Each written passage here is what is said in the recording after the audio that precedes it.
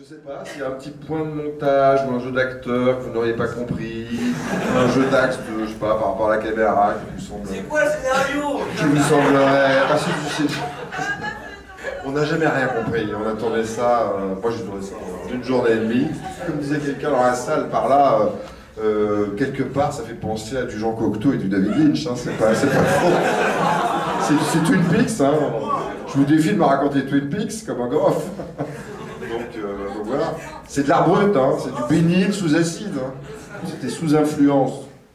Sous influence, Massacre à tronçonneuse, principalement Massacre à tronçonneuse, un peu Vendredi 13, et surtout, non pas zombies non pas les zombies d'Argento Romero, mais surtout l'enfer des zombies de Lucio Fulci, si quelqu'un a vu les références.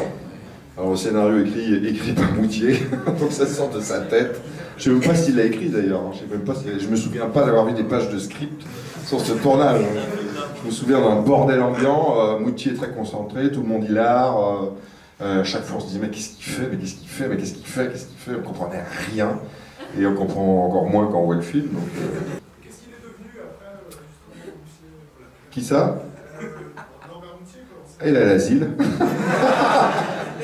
Non, Norbert, en fait, il a fait plein d'autres films derrière, mais pas en Super 8, en vidéo, dans lequel j'apparais dans tous, quasiment, en fait. Ils sont assez hilarants aussi, genre Trépanator, Le Syndrome Edgar Allan Poe, enfin, des films de ouf.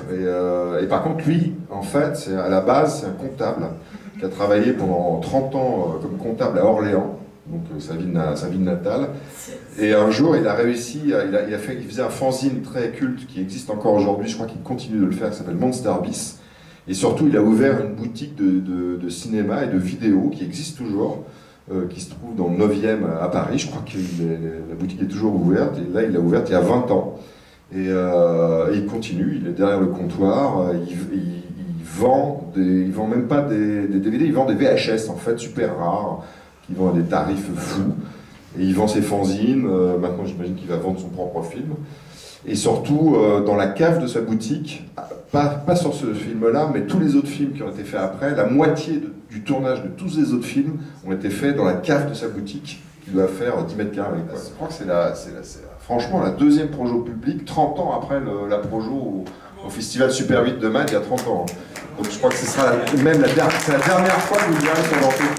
La première et la dernière fois. Peut-être la première et la dernière fois que vous le verrez tout court d'ailleurs, de votre film. Bon bah bonne nuit.